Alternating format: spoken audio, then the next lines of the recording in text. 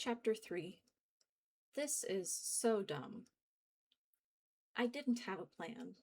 I had my jacket, my house key, and the growing certainty that if I stayed home one more minute, the walls would start talking back. So I strolled. I never minded the nightlife as much as the daytime. Daytime is just so loud and bright, crowded with people going about their own lives and not caring that they are practically shoulder to shoulder with others on the street. How could people not feel claustrophobic in the city during the day? At night, there's significantly fewer people out, a lot less traffic, less noise, a boon to introverts such as I. I took a deep breath, breathing in the scent of the nearby bay, petrichor and fish, the signature scent of Seattle. The fog wrapped around me, making everything look just a bit more eerie than usual. I headed north, figuring I'd circled the block at least once.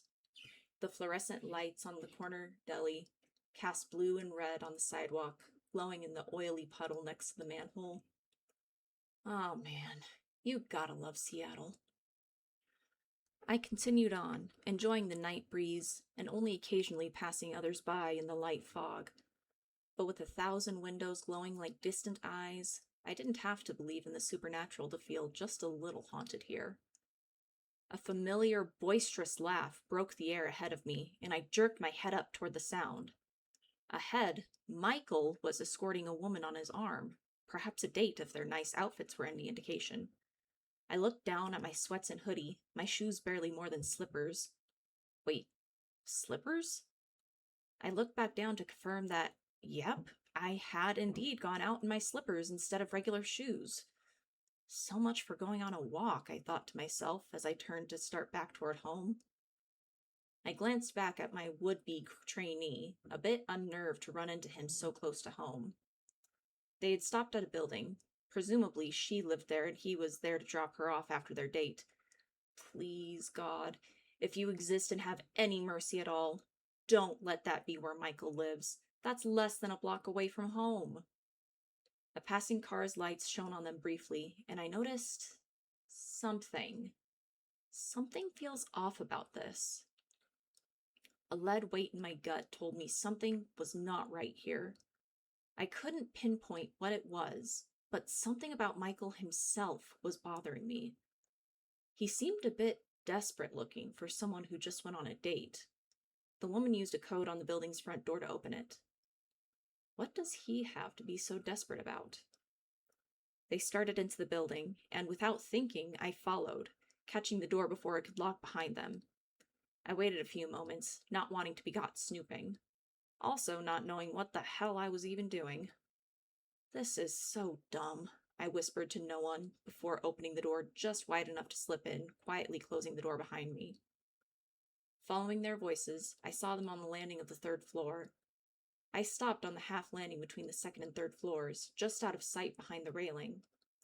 I could just make them out between the bars of the rails. They chatted for a moment before she turned to go in. Michael started to lean in, his golden brown hair catching the light. Oh God, don't let him try to kiss her. She's obviously not interested. Then I noticed how incredibly still the girl had gone. Unnaturally still. And he continued to lean in. What is she doing? What is he doing? Is this lady okay? Instead of his lips puckering, they pulled back into a snarl. I squinted. Something is weird about those teeth. Are they longer? The thought barely registered before he suddenly bit the side of her neck. She remained stock still in his grip as I watched my trainee clamp down on this poor woman's throat. Oh, hell no, was all that I had time to think before I saw red. My body seemed to move automatically to save this fellow woman from this sicko. I raced up the stairs, grabbing his arm to get him away from her. Michael's body and head whipped around to reveal a mouth filled with blood-stained teeth. I froze, my blood rushing in my ears. Everything felt off-kilter. My eyes darted to the woman's neck, only she was fine? No wound, just a small bloody patch that could easily be wiped away. Still frozen in place, but otherwise completely fine. I glanced back at Michael, noting the fear in his eyes, mouth still bloody. Why should he be afraid? He's not 5 feet total. 5 feet of fury at the moment, sure, but... Please don't tell anyone else I'm a vampire, he squeaked out. I stood there in complete shock at the turn of events. First, I forget my shoes. Then I see Michael and his date less than a block away from home and decide to stalk them for who knows why. And now he's saying he's a vampire. It's totally unlike me to begin with, so if you add a vampire discovery... Of course, I must be dreaming. I'm having a very strange dream because I started working directly with him today. That's all. The vampire bit is random, though. I can't think of anything that had to do with vampires today at work. Michael stared at me as if waiting for a reaction. He looked ready to bolt. Stupid dream, I muttered before flatly going, Ah, oh no, a vampire. Everyone head for the hills. I could give Gene Wilder's Wonka a run for his money with that performance. Don't stop, come back. I was completely deadpan. He pulled back and scrunched his face into a look of confusion, his back straightening and making him taller.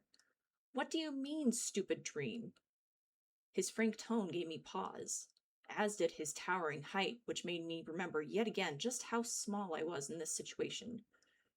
Breathe, it's just a stupid dream. I glared up at him. Duh, dream. Vampires aren't real, smartass. But he only shook his head at me. I can't believe I got caught. Such an idiot. But I was just so thirsty. Wringing his hands and then grabbing his hair, he seemed to be serious. I looked up at him, damn being so short, and squinted my eyes, my hands on my hips. There's no way you're serious. There's no way this is real. This is the result of too much TV and fantasy novels and an oddly early bedtime. I nodded to myself as if in confirmation. Too much fantasy. Maybe I ought to try something a little less exciting for a while. Michael grabbed my wrist, his fingers like ice, and waved my own hand in front of my face. This isn't a dream, Drew, and now I'm in serious trouble if you go and tell everybody. He just as quickly let go of me. He began to pace as he worried. No, I won't be in trouble if I... Damn it, I don't know how. My hand was still warm, but my spine had gone rigid and cold. His hand was real. He was real. I really was standing in this random apartment building with Michael and his date, the latter still eerily frozen. I tried to keep my breath steady, even though everything in me screamed to run away from this monster. Shitty shit! What am I supposed to do? But he was the one acting scared. I just needed to keep my face straight, not show my fear. Michael cleared his throat. Is there any way you could just pretend this never happened, Drew? I'm embarrassed and flustered and don't know what else to do right now. Perhaps I can use this to my advantage. I don't know, Michael. I lifted a hand to my chin, holding my elbow in my other hand, attempting a thoughtful visage. In my eyes, you just attacked this woman, and, as a woman myself, I see that abhorrent behavior as something that needs correcting, not ignoring. And obviously, I don't have the know-how for that, so it is my responsibility to report this, is it not? The ball was now in his court. Now to see what he does. He looked like a puppy who just got scolded. His entire demeanor was suddenly that of a chastened dog. He glanced back at his date. Drew, can we please take this somewhere else so I can let Kelsey go? Go back down a couple steps so she doesn't see you, and then I can walk away and she'll hear my steps. I glared at him, untrusting. You'll have your eyes on me the whole time, and I'll be walking toward you. No risk of me trying to hypnotize you. We haven't spent enough time together.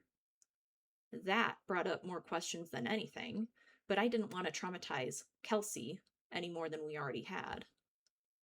Without breaking eye contact, I cautiously stepped backwards to go down the stairs, begging every deity I could think of that this would not be the time where I'd trip and tumble down to my death. By some miracle, I made it back to my spot at the half landing without breaking my neck.